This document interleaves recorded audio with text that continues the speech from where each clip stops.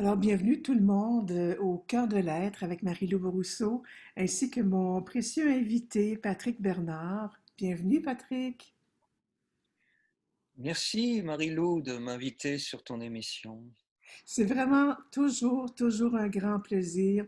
Et évidemment, on est sur une autre plateforme et j'ai envie peut-être qu'on te connaisse davantage. Donc, juste pour situer un petit peu les gens, Patrick Bernard, c'est un auteur-compositeur, interprète qui a été révélé au grand public grâce à l'album Atlantis Angelis en 1989. C'est une date mémorable parce que ma fille est née en 89 et c'est un album que j'ai tellement écouté. Tu as quitté l'Algérie pour la France dans ta jeunesse et tu as vécu à Londres, tu as vécu en Inde et maintenant, évidemment, tu résides au Québec, principalement en tout cas. Et tu as publié aussi plusieurs livres sur le pouvoir de la musique, la spiritualité et le sacré. Et tu as aussi animé des ateliers de réharmonisation par les mantras et le son. Euh, Moi, j'ai envie que les gens te connaissent, qu'on regarde un peu par le rétroviseur. Je disais que tu es né en Algérie et j'ai envie de savoir comment tu as vécu cette période parce qu'on sait que c'était une période qui était quand même une longue guerre pour l'indépendance. Comment ça s'est passé pour toi, qui étais quand même très jeune quand tu as quitté? J'ai quitté quand j'avais 11 ans parce que la guerre d'Algérie s'est, disons, terminée en 62, 1962, 61, 62, oui. Et pour moi, ça s'est quand même assez bien passé parce que mes parents m'ont quand même protégé de ce conflit épouvantable où tout le monde tuait tout le monde tirait sur tout le monde. Je ne sais pas si tu es au courant de la guerre d'Algérie, mais c'était vraiment comme une guerre civile parce que l'Algérie était évidemment sous juridiction française. C'était une colonie de l'Empire français de l'époque. Et ce qui s'est passé, c'est que le gouvernement français, qui était dirigé par un personnage qui s'appelait De Gaulle à l'époque, a trahi le peuple pied-noir, c'est-à-dire les Français qui étaient nés en Algérie, et il leur a promis que l'Algérie allait rester française, alors que pendant ce temps-là, il négociait avec le FLN, donc le Front de Libération Nationale. Donc, si tu veux, il y a eu vraiment des putschs militaires. Les généraux se sont révoltés contre cette trahison du gouvernement français. L'armée française a combattu les généraux. Il y a eu aussi une organisation qui s'appelait l'OAS, donc l'organisation algérienne secrète, qui faisait des activités aussi assez difficiles. Et il y avait aussi les pieds noirs, quoi, qui essayaient de défendre leurs biens et leurs familles. On parle quand même de 500 000 morts dans les civils et 30 000 morts dans l'armée française. C'est Donc assez c'était quand même une guerre difficile. C'est Mm. assez incroyable. Voilà. Moi, j'avais lu un livre, je ne sais pas si tu l'as lu, je l'ai lu quand même durant mon adolescence, c'était Thierry de Vaugely qui avait écrit Lamia, qui était l'anti-Barbouze et qui parlait justement de Charles de Gaulle et de tout ce que tu mentionnes en ce moment. Et ça m'avait tellement bouleversée parce que je ne connaissais pas du tout l'Algérie. Et quand tu m'en parles, j'ai Oui. l'impression de revivre ce livre-là, d'ailleurs, qui avait été mis à l'index, on s'entend. Mais toi, Patrick, tu as dû quitter et ça n'a pas été facile aussi ce départ-là parce que tu partais dans un moment, en fait, tous les moments ont été très pénibles parce qu'on parle d'une influence de 100 ans de la colonisation, mais aussi il y a eu cette guerre pour l'indépendance et quand ta famille, vous êtes parti à l'aéroport, tu as vu des choses qui n'étaient pas très belles. Ben, voilà, c'était le panorama des réfugiés, si tu veux. Nous, on est partis vraiment à la dernière minute parce que mes parents voulaient quand même essayer de sauver leur entreprise. Ils avaient réussi commercialement, hein, c'était des commerçants. Donc, ils avaient eu une grande réussite commerciale en Algérie. Ils ont tout perdu, évidemment, avec cette guerre. Mais ils sont restés jusqu'au dernier moment. Alors, on est arrivé, heureusement, on connaissait des amis qui étaient pilotes de ligne sur Air Algérie et on a pris en passager clandestin. On a pris le dernier avion qui était une Caravelle à l'époque, les petits Boeing de l'époque, les petits jets de l'époque. C'était le dernier vol. Et il y avait à peu près, je ne sais pas combien de centaines de milliers de réfugiés qui étaient là sur l'aéroport.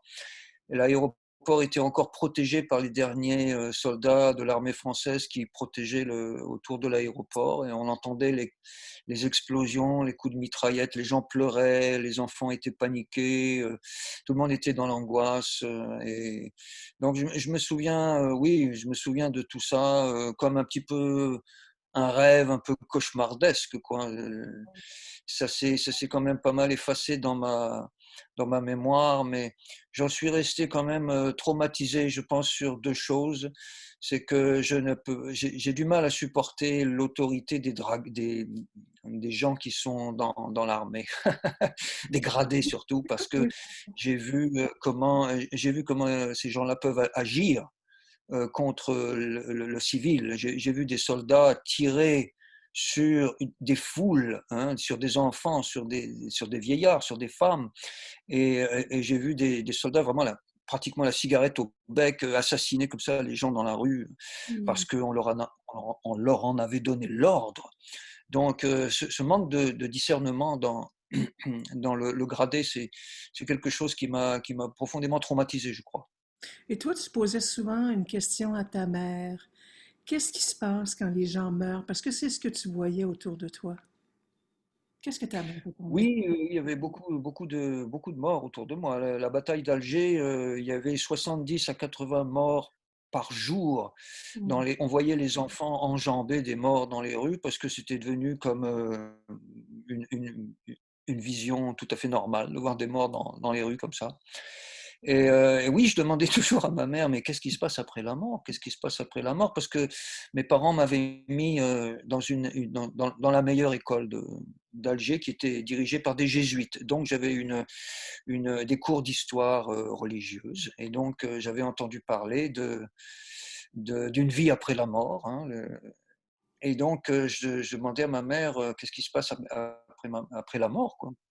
Et ma mère étant existentialiste, hein, elle lisait Simone de Beauvoir à l'époque, Jean-Paul Sartre, hein, Albert Camus, les existentialistes parisiens. Oui. Et donc elle me disait, mais après la mort, il n'y a rien, hein, c'est le néant, il y a rien qui se passe. Et dans mon intuition d'enfant, je me disais, il y a quelque chose qu'elle n'a pas compris, ma maman. Ah, c'est bien. Parce que intuitivement, j'ai toujours cru qu'il y avait quelque chose après la mort du corps, après la dissolution du corps physique. Oui, mais dans un pays qui est justement ravagé par la guerre, ou en tout cas il y a des attentats à peu près à tous les coins de rue, est-ce que ça préside justement à une manière de voir différemment la vie, à un désir justement d'unification? Parce que c'est pas ce qui se passe dans le monde réel.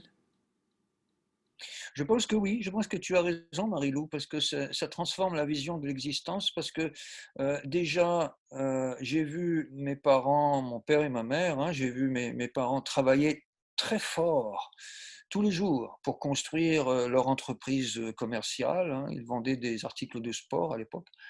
Et je les ai vus travailler très très fort. Et le fait qu'ils aient tout perdu comme ça d'un seul coup, ça m'a mis un peu la puce à l'oreille au niveau philosophique.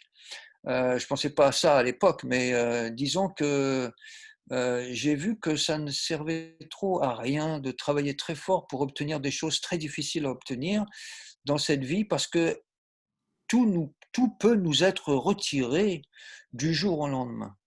Les maisons, les voitures, les carrières, les entreprises, les commerces et même la famille, le corps physique, tout peut nous être retiré du jour au lendemain.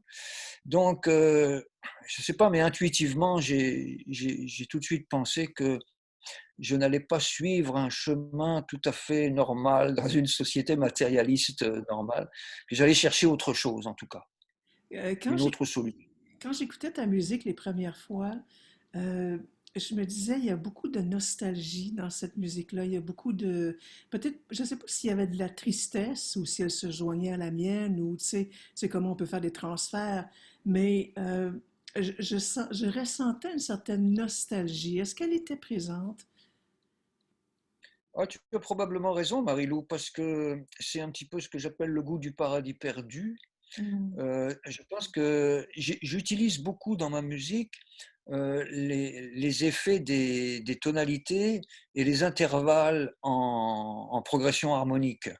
L'effet psycho-acoustique de ces intervalles ont un effet sur nos sentiments. Et moi, j'utilise beaucoup le mineur, bon, comparé aux autres compositeurs qui préfèrent souvent utiliser le mode majeur parce qu'ils veulent projeter à ce moment-là quelque chose de joyeux, de positif, qui est projeté en majeur, mais le mineur, le mode mineur, je l'aime beaucoup, surtout le la mineur, parce que c'est un mode qui nous aide à nous intérioriser. Et quand on s'intériorise, quand on va à l'intérieur de notre cœur, de notre conscience, euh, souvent on rencontre ce sentiment que j'appelle le goût du paradis perdu, qui est ça pourrait penser à être une tristesse, mais c'est plus une sorte de mélancolie, une nostalgie, je dirais un rappel de quelque chose que l'on a perdu. Alors on le ressent inconsciemment, mais c'est là. Et Et quand, en fait, oui, non, vas-y. c'est ça, mais philosophiquement, si tu veux, en fait, c'est l'absence de relation avec l'être suprême. Et c'est ça qui nous rend triste, c'est qu'on a perdu la relation avec notre véritable ami éternel.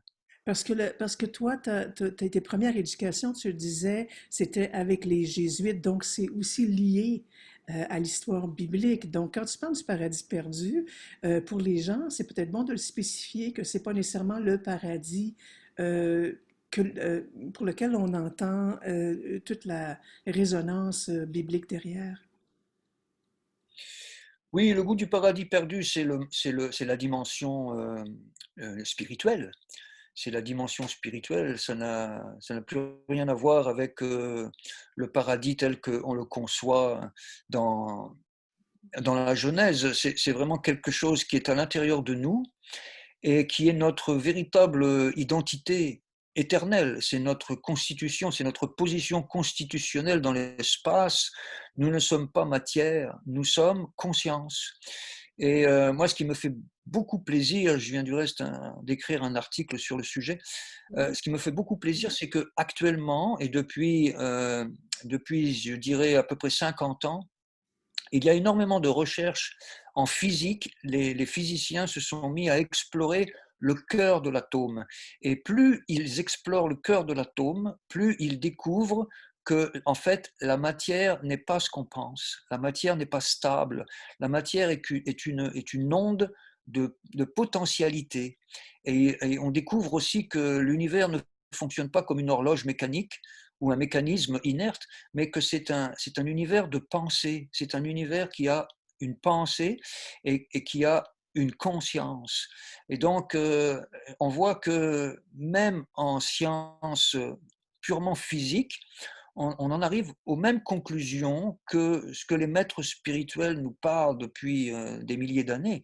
C'est-à-dire qu'il existe une dimension spirituelle, super subjective, parce qu'elle correspond à la manière dont on la conçoit, mais qui existe vraiment réellement, et que derrière tout ce qui se passe aujourd'hui sur l'écran de l'existence, il y a quelque chose qui est beaucoup plus profond que ça. Il y a vraiment une réalité spirituelle. Et je pense qu'aujourd'hui, les gens euh, ont vraiment ressentent un besoin de développer leur partie divine, leur partie spirituelle, mais souvent, ils ne savent pas vraiment comment le faire. Mm. Mais tu parlais tout à l'heure de la Bible et tout ça. Il y a un grand homme dans cette Bible-là qui s'appelle Jésus et qui a été porteur d'un grand message. Aimez-vous les uns les autres comme je vous ai aimé. Il y a aussi ne faites pas aux autres ce que vous ne voudriez pas que les autres vous fassent, dans le fond. Et j'ai l'impression qu'aujourd'hui, on est en 2020 et j'ai l'impression qu'on n'a pas, et j'ai l'impression que même à toutes les époques, on ne comprend pas ce message-là.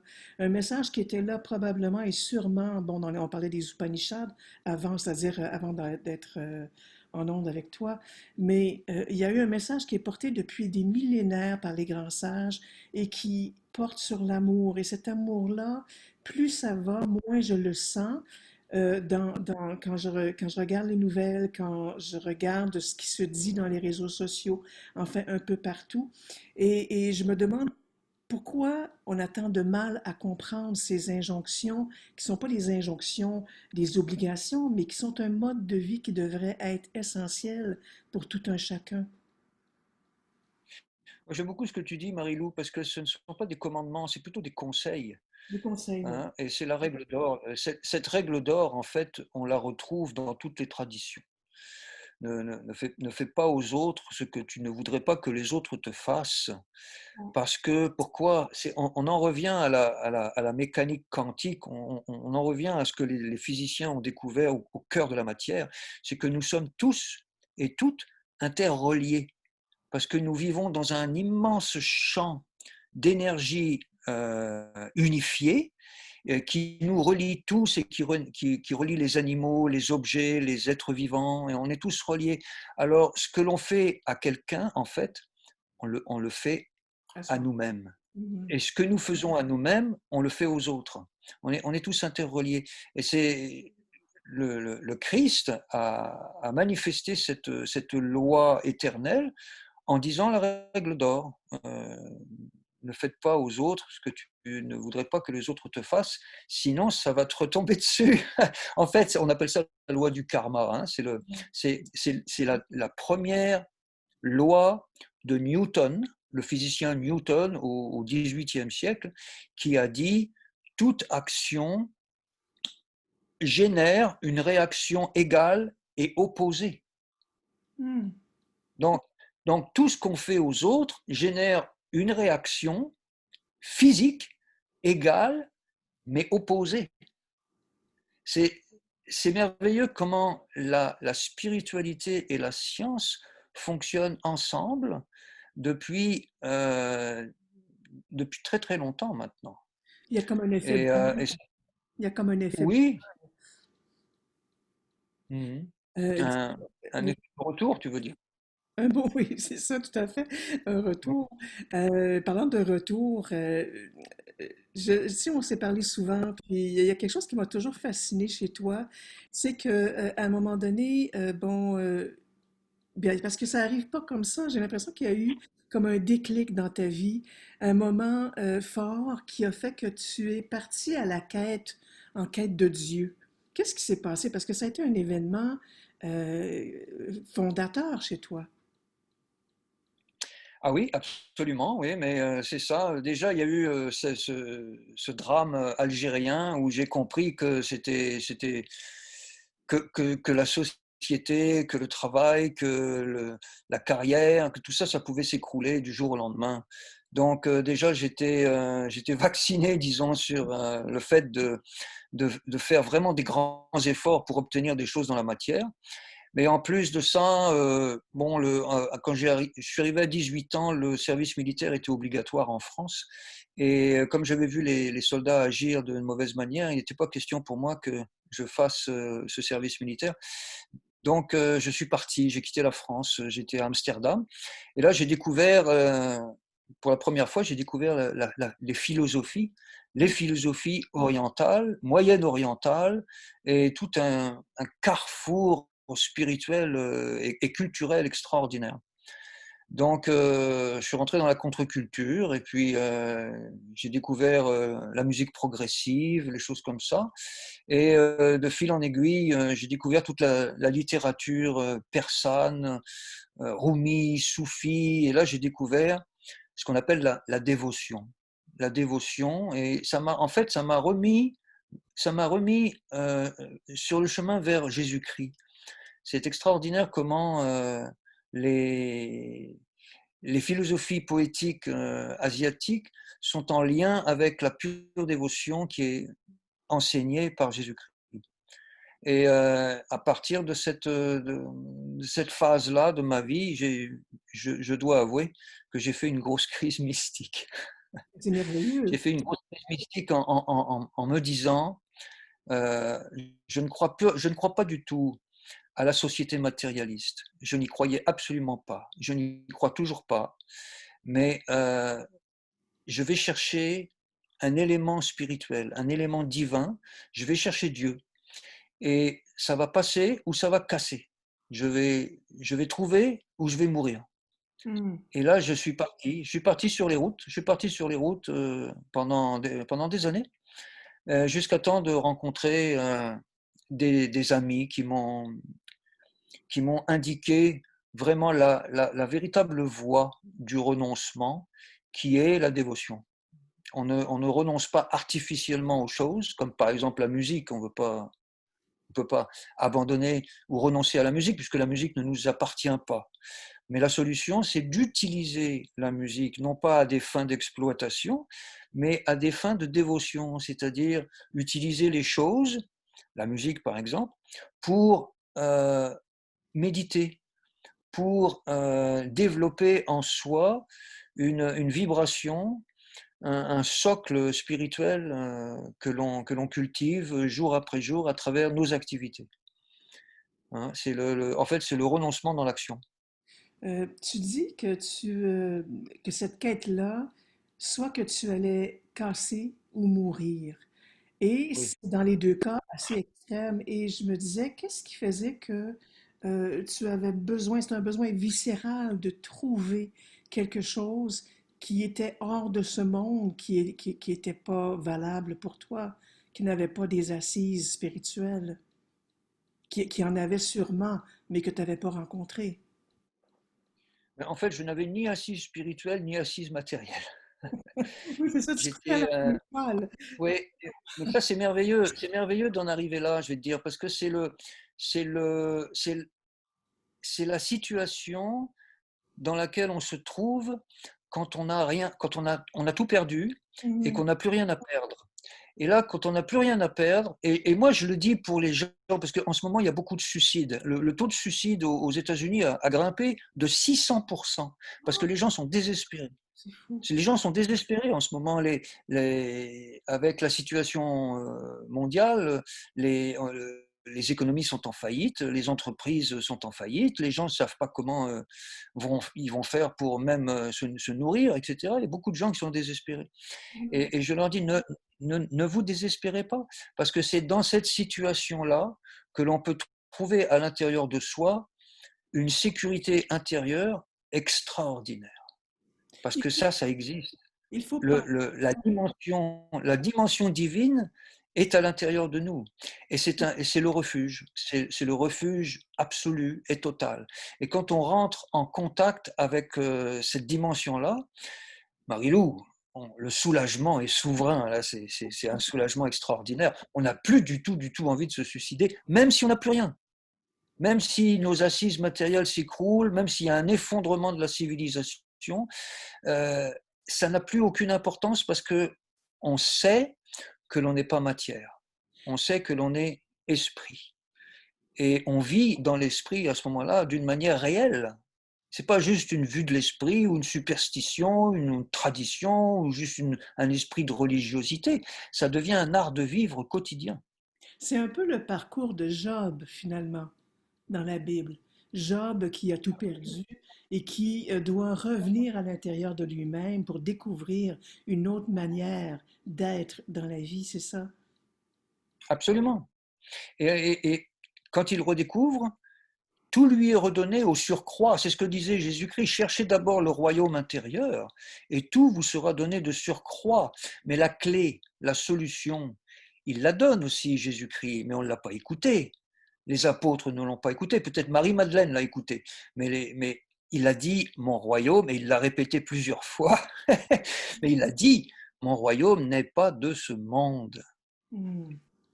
Mais c'est Mon pas, royaume n'est pas de ce monde. c'est pas évident pour les gens Voilà. qui se retrouvent, qui n'ont peut-être pas une, j'aime pas dire le mot base parce que c'est pas ce qui retient ma pensée, mais je vais dire le mot base pour qu'on se comprenne. Mais les personnes qui n'ont pas une base spirituelle et qui sont face justement et qui sont beaucoup dans le matériel parce que c'est la vie et qui ne savent pas qu'il existe quelque chose d'autre, sont souvent devant un mur. Comment on peut leur dire à ces gens-là qu'au-delà, par-delà ce mur-là, il y a quelque chose de profondément extraordinaire, limpide, translucide. Est-ce que c'est possible? Est-ce que ces gens-là peuvent le croire quand ils sont investis carrément dans le matériel et que ce matériel-là leur est enlevé? Ce ne sont pas tous des jobs, j'imagine. Je sens une grande compassion, une grande empathie dans tes propos, Marie-Lou, et c'est merveilleux. Ouais. Ce qu'on peut faire, Mm, c'est déjà de leur dire, n'abandonnez pas ce que vous avez de matériel. Ce n'est pas la solution. Ce mm, que vous devez faire, c'est aller à l'intérieur de vous. Aller à l'intérieur de vous. Tout le monde a la foi en quelque chose. Et, et c'est à l'intérieur de soi que l'on trouve ce refuge. Mais il faut bien comprendre une chose, c'est que la foi, ce n'est pas une croyance. Ce n'est pas une croyance et ce n'est pas non plus une non-croyance. La foi, c'est quelque chose qui se développe comme un muscle subtil. La foi, c'est une substance. Et tout ce qu'on a à faire comme travail, c'est de lui permettre de se développer. Parce que beaucoup de gens cherchent la partie spirituelle, mais on ne lui permet pas toujours de se développer. Alors, c'est de prendre un petit peu de temps dans sa journée pour s'arrêter et arrêter le bruit du mental. Arrêter le bruit mental, même si c'est juste 5 minutes, mais s'arrêter et respirer. Simplement respirer et simplement écouter le rythme de son cœur. mm, Respirer profondément, calmement, sans être tendu, sans rien vouloir, sans chercher à obtenir quoi que ce soit, surtout pas des pouvoirs mystiques ou quoi que ce soit d'autre, simplement être là et se dire, maintenant, à partir de maintenant, je vais accepter ce qui est, ce qui se présente dans ma vie, parce que j'en suis responsable. mm, J'en suis responsable. Parce que ça se passe dans ma vie, donc c'est moi qui l'ai manifesté dans ma vie, ça ne se passe pas dans la vie des autres. J'en suis responsable. Et respirer, et écouter son cœur, et prendre contact avec ce qu'on appelle sa conscience. mm. Au-delà des émotions, au-delà du mental. Ça, c'est difficile à boycotter le mental. C'est pour ça que j'utilise des mantras, moi, parce que c'est des formules sonores qui, justement, réussissent à boycotter le mental. On met le mental en vacances, on ne s'occupe plus du mental. C'est-à-dire que tout ce qui se passe dans notre espace psychologique, on le laisse aller, on le renonce pas, on lui dit, je vais m'occuper de toi, mais un petit peu plus tard. Là, pour l'instant, moi, je respire, je fais silence, je respire, je m'écoute, j'écoute mon cœur battre. C'est prodigieux. Parce qu'on court à droite, à gauche, et ce qu'on appelle la lutte pour l'existence. Tu vois, on lutte pour l'existence, alors qu'on ne devrait absolument pas lutter pour l'existence. Mais on lutte pour l'existence parce qu'on vit dans un système matérialiste qui nous a entraînés à lutter pour l'existence. Mais c'est une arnaque totale. C'est une arnaque totale. C'est une trahison, en fait. On devrait vivre dans une société spirituelle basée sur une physique quantique avec des dirigeants qui soient conseillés par des sages qui connaissent les véritables lois de l'univers et qui mettent en pratique les véritables valeurs de la vie. Voilà où on devrait vivre. Mais on ne vit pas dans ce système-là. Et c'est pour ça que, comme tu le dis, Marie-Lou, c'est difficile pour des gens qui n'ont pas d'entraînement de vie spirituelle. Euh, mais on peut commencer dès maintenant. On peut commencer dès maintenant en se créant un petit espace de silence où on arrête le bruit mental et on respire. Et on se sent tout de suite mieux. Tout de suite, on se sent mieux parce que on ressent à l'intérieur de soi, par intuition, hein, c'est l'intuition humaine normale, on ressent à l'intérieur de soi un espace extraordinaire, un espace très grand, très vivant, enjoué, plein de compassion, et on sent qu'on est pardonné. Mm. Et tous les gens qui ont fait des expériences de mort imminente, ils l'ont vu, ils l'ont réalisé. Ils disent de l'autre côté, là, c'est que de l'amour. Il n'y a que de l'amour. On est pardonné. On est toujours pardonné. Ce qui ne nous empêche pas euh, d'être responsable évidemment de nos paroles, de nos actions, de tout ce qu'on a fait. On est quand même responsable, mais on est pardonné. Oui.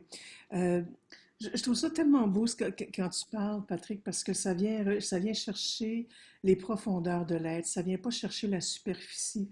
Et quand tu parles, ça me rappelle aussi quand tu parles euh, de rencontrer les sages, tout ça, ça me rappelle les valeurs ancestrales des Amérindiens et même les valeurs ancestrales qu'on peut retrouver, là, les grandes sagesses des Upanishads, où l'on se repose non pas sur le matérialisme, mais on se repose sur quelque chose de beaucoup plus grand qui est à l'intérieur de nous. Et toi, tu as fait une longue route, tu n'as pas étudié juste un maître, tu as rencontré plusieurs maîtres, tu as étudié à plusieurs endroits, tu as même appris le sanskrit, tu as fait partie du mouvement Hare Krishna. Euh, Qu'est-ce que tout ça, qu'est-ce que toutes ces religions-là ou ces philosophies de vie, je devrais peut-être dire davantage, euh, t'ont apporté aujourd'hui? Qu'est-ce que ça t'apporte dans ton présent et en présence de cette grande, cet univers sacré que j'ai envie de dire? Ah ben, ça m'apporte beaucoup de joie. Ça m'apporte énormément de joie tous les Mm. jours, hein. Ça m'apporte énormément de sentiments de gratitude aussi. Et ça m'apporte une sécurité intérieure très, très solide. Quand les choses vont mal, parce que des fois ça va mal aussi pour moi, mais il y a une sécurité intérieure extraordinaire. Et ce que j'ai découvert à travers les Védas, à travers le mouvement Vaishnav, à travers aussi la philosophie des soufis, et puis à travers les évangiles aussi, j'ai découvert qu'on pouvait agir dans la dévotion et dans l'adoration, dans l'oraison. Et ces gestes que l'on peut faire nous apportent quelque chose de très précieux qu'on pourrait appeler l'expérience directe de la divinité. Mm. Alors, ces gestes-là, c'est des gestes simples, hein. Déjà, c'est la prière, hein, comme disent les peuples qui sont restés en harmonie avec les lois de l'univers, hein, les aborigènes traditionnels d'Australie, hein, ou les Achuars, les peuples d'Amazonie, tout ça, ils disent toujours, notre chant qui crée le monde, hein. Nous, on dit au commencement était le Verbe, mais c'est pareil, au commencement était le Verbe, où c'est notre chant, donc le verbum, la parole, qui crée le monde. Donc la manière dont on prie, c'est une forme aussi de création. On crée notre propre réalité. C'est ce que disent aussi les physiciens quantiques, on crée notre propre réalité. Mais on peut la créer dans l'oraison, dans la dévotion, dans la méditation, dans la contemplation. Et à ce moment-là, la- le monde se transforme. Je veux dire, on voit plus les choses, on ne voit plus les choses de la même manière. C'est-à-dire que la première des choses que l'on perçoit, c'est que tout ce qui se passe dans notre vie, c'est parfait. C'est parfaitement à sa place parce que l'ordre divin ne se trompe pas. Et on est placé dans des situations, des fois fort désagréables, ça peut être même chaotique, mais on est placé précisément avec une précision chirurgicale, exactement dans la situation dans laquelle l'ordre divin veut nous voir grandir et nous cherche à élever notre conscience. Parce que c'est le but de l'existence, c'est le but de la vie. On n'est pas venu sur la Terre pour payer des taxes ou pour accumuler des richesses qui vont nous être de toute façon enlevées du jour au lendemain, parce qu'avec la dissolution du corps physique, il ne nous restera plus rien. On n'est pas venu sur la Terre pour ça. On est venu sur la Terre pour élever notre conscience et apprendre l'amour désintéressé. Ah, j'ai beaucoup d'amour pour toi, Patrick, et je vois derrière toi deux manches de guitare. Je sais qu'il y en a une aussi tout près de toi, tout près de toi. Et on parlait de sanskrit tout à l'heure. C'est une langue que Oui. j'apprécie énormément. J'apprends également le sanskrit. Et je sais qu'en ce moment, tu as une composition toute nouvelle que tu voudrais nous faire entendre. C'est bien ça? Écrite en sanskrit. Oui, effectivement, c'est une prière qui vient de la tradition Vaishnava, hein. C'est une très très belle prière qui s'adresse à l'être total, qui s'adresse à l'être divin sous sa forme féminine et masculine, hein. C'est l'être total. Oui, Et on lui dit tu es mon Père. Un peu comme Jésus disait le Père céleste, hein. On lui dit tu es ma mère et tu es mon Père, hein.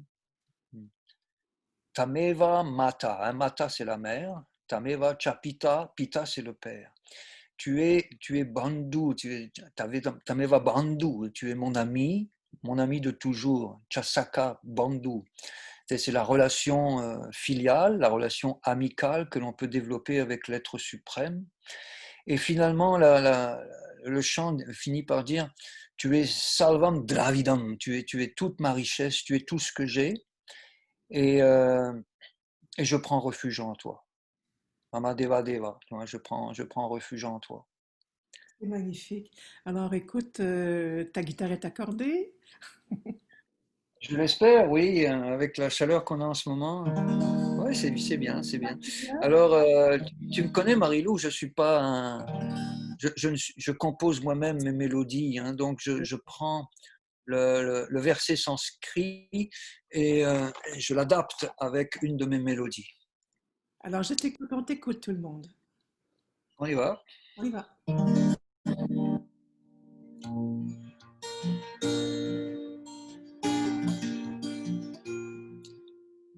Tameva mata, chapita tameva bandhu, chasaka tameva, tameva vidya, chadravinam tameva, tameva savam mama deva deva, tameva savam mama deva deva. Oh,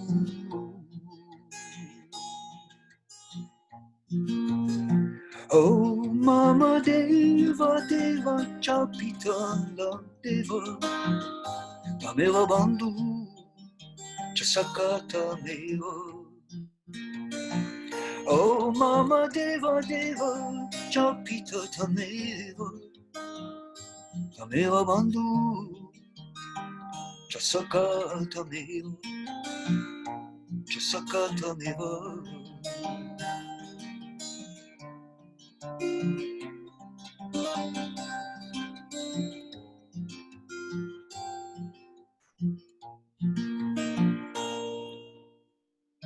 Tameva mata chaspita tameva, tameva bandhu chasakata meva, tameva vidya chadravinam tameva, tameva salvam mama deva deva, tameva salvam mama deva deva.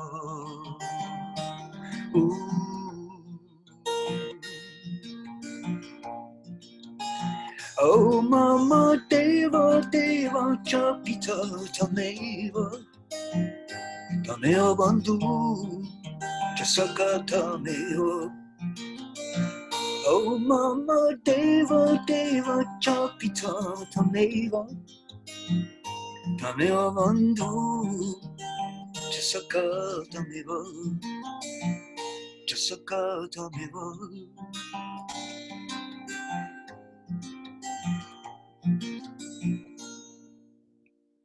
Tameva mata chasakata meva, tameva bandhu chapita tameva,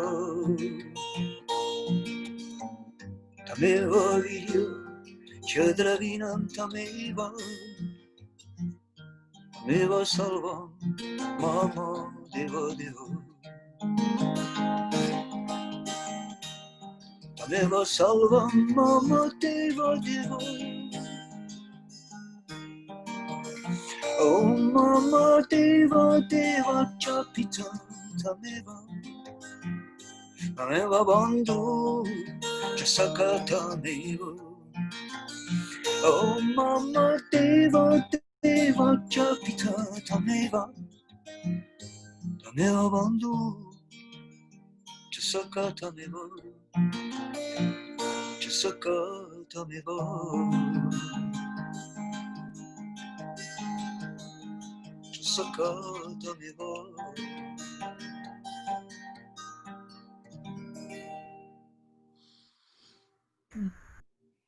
Ah, Patrick, il y a tant de chaleur, tant de profondeur. Les gens n'ont pas besoin de connaître le sanskrit pour vivre cette vibration de la parole, du chant, de la musique. C'est vraiment magnifique. Merci. Est-ce que ça va faire partie d'un prochain album? Oh, je sais pas, parce que tu sais, avec l'effondrement du commerce des albums, on ne sait pas si on va vraiment continuer à en produire. Mm. Aujourd'hui, la musique se vend un petit peu sur les plateformes virtuelles, mais il y a très très peu de gens qui achètent encore des albums. Mais toi qui donnes des Ce qui est concerts, toi qui donnes des concerts habituellement, euh, qu'est-ce qui se passe avec ça? Est-ce que ça va revenir pour toi bientôt? Est-ce qu'il y a une nouvelle forme euh, qui peut être inventée pour qu'on puisse bénéficier de cette beauté? Mais là, le problème avec la distanciation, tout ça, c'est sûr que ça, moi, ça fait 6 ou 7 mois que j'ai pas donné de concert, fait que Mm. ça me manque énormément. L'énergie qui me nourrissait hein, quand les gens venaient vraiment écouter mes prières comme ça.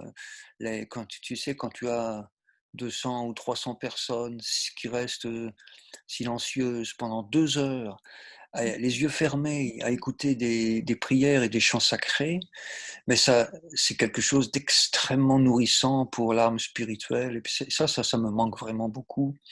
Alors, oui, on peut donner des petits concerts comme ça, par ordinateur, sur Internet, mais on n'a pas la personne humaine en face de soi. Non. Et ça, c'est une tragédie, dans le fond, cette distanciation. C'est une tragédie. On a des masques sur le nez qui nous empêchent de parler et de sourire, qui nous cachent la moitié du visage.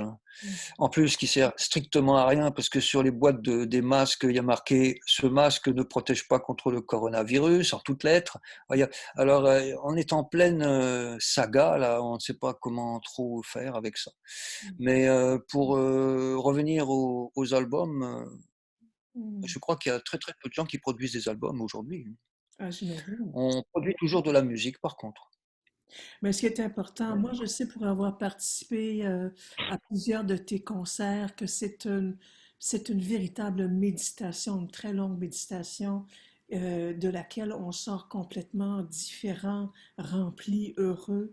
Et tu as écrit une phrase qui devrait rester partout dans ce monde. Tu l'as écrit dans un texte tout récent, SOS l'amour.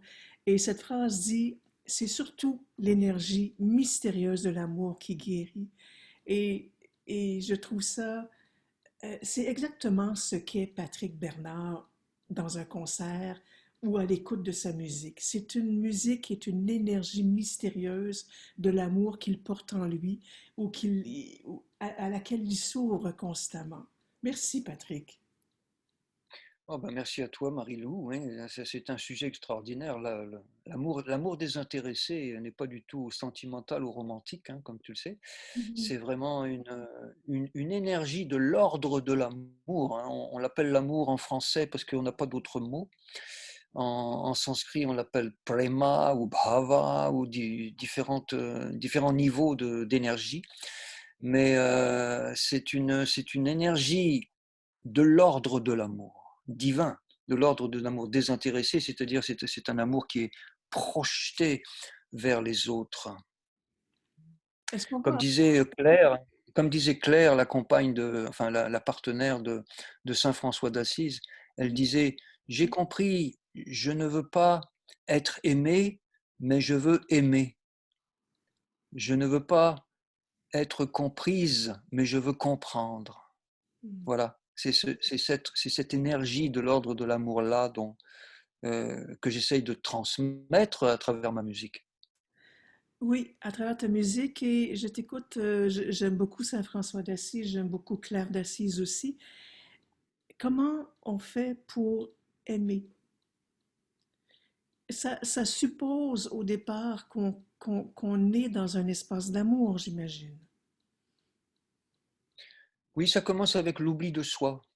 Hmm. Ça paraît paradoxal, Non, non, c'est mais bien. ça commence avec oui, ça commence avec l'oubli de soi. La la la preuve, en fait, c'est que moi, je connais beaucoup de gens qui font du bénévolat, tu sais? Et je peux te dire que tous ces gens-là sont notoirement heureux. Ils sont heureux. Ils font du bénévolat, ils sont heureux. Ils sont heureux parce qu'ils ne travaillent pas pour eux. Ils travaillent pour faire quelque chose pour les autres, pour donner, pour offrir quelque chose, pour offrir un peu d'énergie aux autres. Et ça les rend heureux. Et quand on cherche à être aimé, on dirait que l'amour se détourne de nous, tu vois, parce que Gandhi le disait, hein, soyez vous-même le changement que vous voulez voir dans le monde. Alors, si vous voulez être aimé, donnez de l'amour. Mais Si vous voulez être aimé, donner de ne l'amour, cherchez pas à être aimé. oui, c'est ça, mais pas Oui, n'importe mais, comment. Pas n'importe comment donner de l'amour. non, mais il faut donner de l'amour désintéressé, c'est ça le problème. Et voilà, C'est qu'il absolument t'as raison. faut pas chercher il faut pas chercher les résultats. C'est un petit peu comme la charité, tu sais, la charité, quand on donne quelque chose en charité, on va pas le crier sur les toits, regardez comme je suis charitable. Mhm. Parce qu'à ce moment-là, la transmission d'énergie subtile de la charité est perdue quand on fait ça. Parce qu'on cherche sa propre publicité, et on cherche sa propre promotion. Et Dieu n'aime pas la publicité. Hein, il n'est pas self-promoting. C'est paradoxal, tu sais, parce que plus en fait, tu te mets sur le côté, et plus la vie te met en avant. C'est pour ça que Jésus-Christ il disait, les derniers seront les premiers. C'est Mhm. pour ça qu'il disait ça. Parce que si tu te mets en dernier, ben, avec humilité et sincérité, eh bien, les phénomènes de la vie, les circonstances de la vie vont te mettre en avant. Mais ça se fait automatiquement. C'est une loi universelle. Et je le sais, parce que moi, je me suis mis vraiment sur le côté pendant toute mon adolescence, hein. J'étais pieds nus sur la route, sans argent, sans papier, je cherchais Dieu. Et les circonstances de la vie m'ont mis, ben, par exemple, sur la scène de l'oratoire devant 1500 personnes. Mhm. Tu vois, quelques années plus tard, ou quelques décennies plus tard. C'est sûr que des fois, il y a des délais de livraison, mais ça, c'est pas grave, on n'est pas pressé, hein, l'éternité n'est pas pressée. Et Parfait. voilà oui, Merci. oui, Marie. Merci tellement pour ce beau moment passé avec toi. Et j'espère surtout Marie, qu'on en aura d'autres très bientôt. j'espère aussi. Oui. Et bien sûr, des grosses salutations à Chayato, qu'on espère bientôt avoir aussi en entrevue, qui sait. Et voilà. Oui, oui, ben merci beaucoup Marie-Lou pour ton invitation. Et puis dès qu'il y a un concert de prévu quelque part, je te fais signe. Et tu es mon invité principal. Oui, oui, je sais, depuis longtemps même. Mais aussi, Mm. écoute, est-ce que peut-être tu pourrais nous donner des informations quant à ton site et quand tes coordonnées, tout ça, pour que les gens puissent te rejoindre s'il y a lieu? Oh ben le mieux en fait, c'est en ce moment, c'est sur la page Facebook, Patrick Bernard Facebook.